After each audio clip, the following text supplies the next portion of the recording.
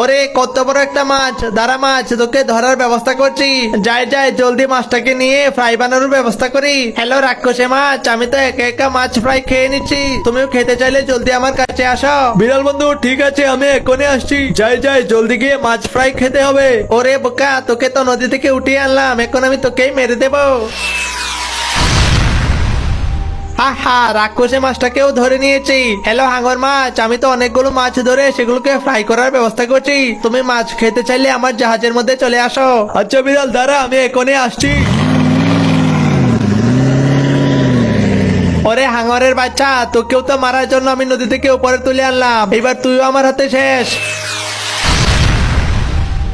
ওহো, অনেকদিন পরে হাঙর মাছ ফ্রাই করে খাবো, সেই স্বাদ লাগবে। এবার হাঙরের চামড়া দিয়ে আমার জন্য একটা পোশাক তৈরি করে নেই। আরে ওয়াও, হাঙরের পোশাক পরে নদী দিয়ে ঘোরাঘুরি করছি, সবাই তো আমাকে হাঙর মাছ ভেবে ভয় পাবে।